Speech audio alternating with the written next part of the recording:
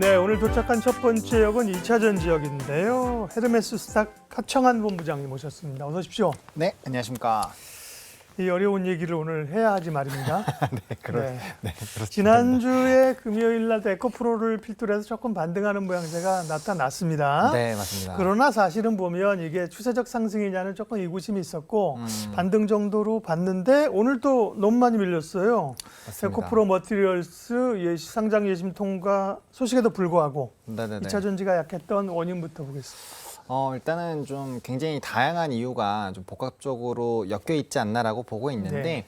일단은 먼저 말씀해 주신 것처럼 이제 에코프로 머티리얼즈 상장 이슈는 일단 상장 자체가 되느냐 안 되느냐도 사실 중요한 이슈였지만 이게 상장을 하게 된다면 이 에코프로가 지주사격이잖아요. 그러니까 당연히 에코프로 머티리얼즈가 이제 상장돼서 분리가 분가를 돼버리면 해야죠. 예. 네, 그렇게 되면 이제 실적적인 부분에서 영향을 받을 수밖에 없다라는 거죠. 그게 한 4조 정도 좀 영향을 받지 않을까라고 예상이 좀 나왔었는데 그 영향이라고 하는 건 어쨌든 실적에 미치던 게 빠진다는 거죠. 그렇죠. 네, 네, 그런 왜냐하면 거죠. 더블 카운팅이 돼버리면 안 되니까 네. 분명 한쪽에서는 빠질 텐데 예. 그렇게 된다면 신규 상장하는 쪽으로 아마 그 밸류가 넘어가게 되는 게 통상적인 흐름이니까 그러면 이제 기존에 있었던 에코프로 같은 경우는 오히려 가지고 있던 사업권이 떨어져 나가게 되는 거니까 실적적인 부분에서는 아무래도 좀 영향을 받을 수밖에 없는 그런 이슈가 조금 있었고요. 근데 이게 이제 뭐 이동채 전 회장 노이즈 이런 것 때문에 심사가 좀 늦어지면서 악재였었잖아요. 그렇죠. 그때 예. 불확실성이 해소된 거니까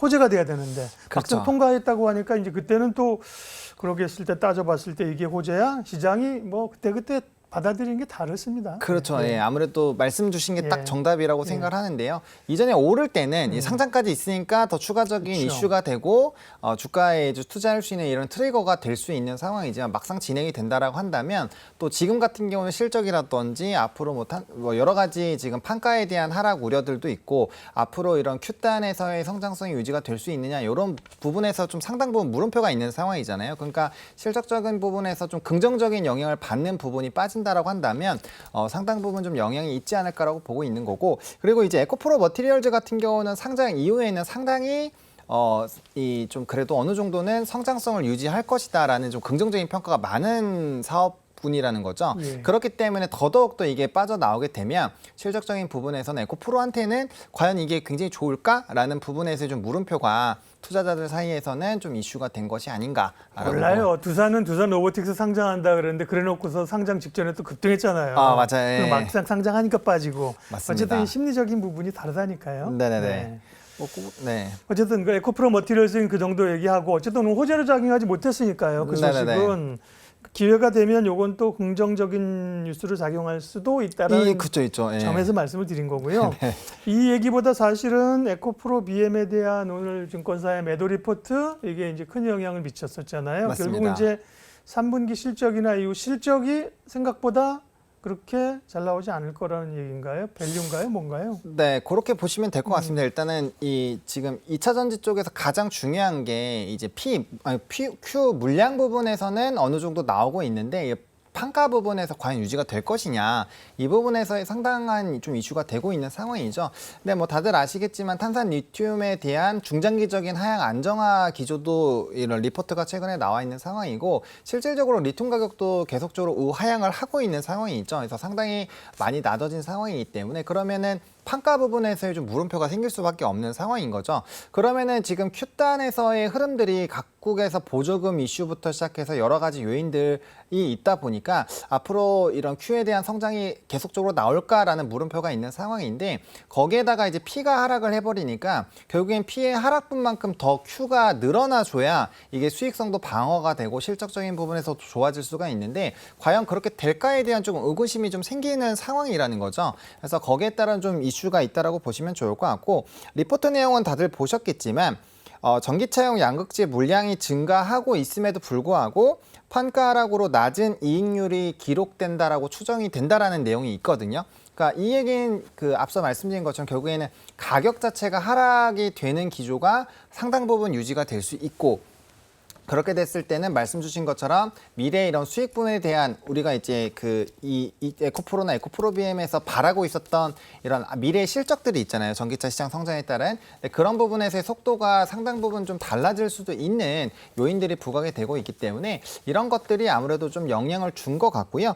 뭐 포스코 쪽에 대한 이슈들도 좀 여러 가지가 엮여 있는데 뭐 그런 것들도 사실상 2차 전지 전체적인 투심에는 조금 부정적으로 영향을 준 것이 아닌가라고 보고 있습니다. 그건 좀 이따가 네. 또 좀 자세하게 말씀드릴게요. 그러면은 그거는 이제 증권 여러 시각이고 본부장 시각을 듣고 싶어요. 2차 전지나 뭐 양극재에 네네. 대해서 비슷하게 부정적으로 보시는지 아니라고 생각하시는지. 오늘 어려운 시간이라니까 오늘 코너가 예. 네네네. 아니 근데 저는 뭐 계속적으로 이제 소재 부분보다는 오히려 이제 장비 쪽을 보자라고 말씀을 드렸고 이제 에코프로 그룹주들이 좀 한참 동안 빠질 동안 장비 쪽 같은 경우는 주가가 한 30-40% 올랐다가 좀 다시 빠졌거든요. 그러니까 사실상 소재보다는 제가 다른 쪽으로 먼저 보자라고 좀 말씀을 드렸던 이유가 네. 소재 부분은 긍정적인 이슈들이 상당히 부각이 되면서 주가가 우상향 기조가 나왔지만 고점 라인에서 대량 거래를 바탕으로 급등락이 좀 심하게 나온 이후부터는 부정적으로 조금 이 소액 시장에서 주목하지 않았던 이슈들이 계속적으로 좀 부각이 되고 있는 상황이고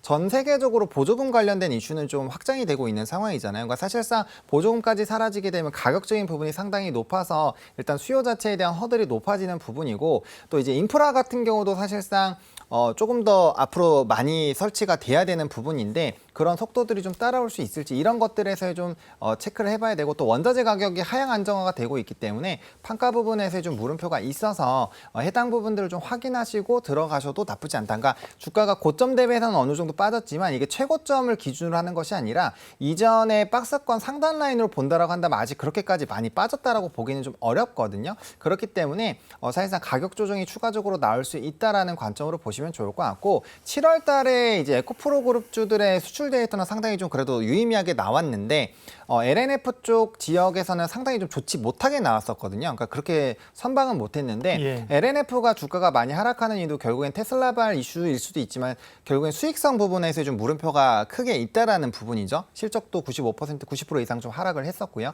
그러니까 그런 전반적인 부분들에서의 이제 수출 데이터들이 확인이 되는 것까지는 조금 보시고 그 다음에 이런 좀 매수 의사 결정을 예. 결정하셔도 충분히 늦지 않기 때문에 너무 성급하게 좀 가격 조정이 어느 정도 나왔다고 바로바로 분할 매수로 접근하시기에는 아직은 조금 성급한 것이 아닌가라는 게 제 생각입니다. 화불 단행이라는 말이 있습니다. 이제 악재는 연이어서 온다는 거죠.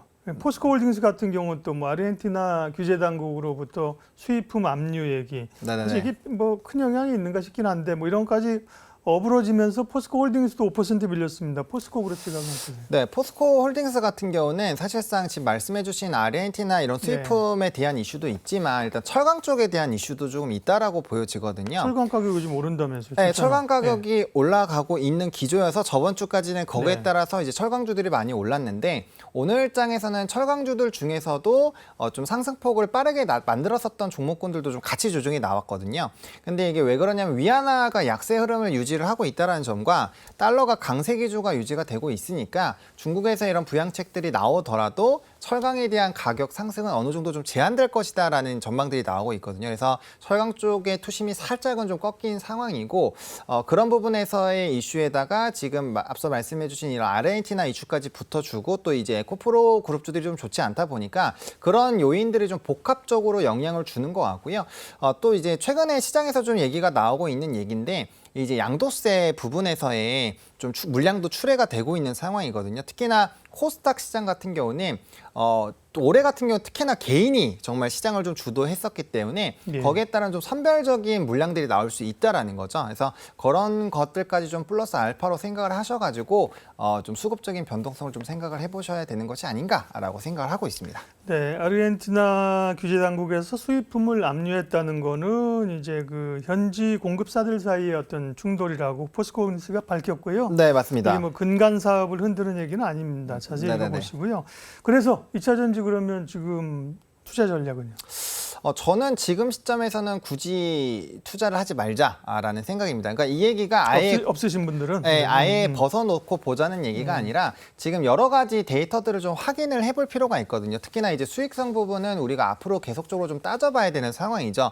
왜냐하면 테슬라 부분에서도 계속 저가 차량이 나오고 있는 상황이기 때문에 앞으로 가격적인 부분은 계속적으로 부각이 될 수밖에 없는 상황이거든요. 그렇기 때문에 그 흐름들을 좀 체크해서 보실 필요가 있다라고 말씀을 드리겠고요. 제가 이전에는 2차 전지 섹터에서 항상 이제 말씀드렸던 게 LG 에너지 솔루션발 증설과 이슈가 있는 쪽에서의 이런 종목군들을 보자라고 말씀을 드렸는데 그쪽은 이미 저점 대비해서 한 50%가 시세가 분출이 되고 다시 조금 하락이 나오고 있는 상황이기 때문에 이렇게 조금 수주적인 데이터도 나오고 있고 증설 모멘텀을 받고 있는 쪽까지도 약간은 좀 투심 자체가 악화가 되어 있기 때문에 현재 시점에서는 조금 더 보수적으로 데이터들을 확인하시고 접근 대응을 해보셔도 충분히 늦지 않다라고 좀 정리를 드리고 싶습니다. 변동성이 커져서 2차 전지 가지고 계신 분들은 상당히 어려운 구간인데요. 관련된 오늘 뉴스 그림과 함께 투자 전략 하창한 본부장님과 살펴봤고요. 다음 역으로 이동하겠습니다.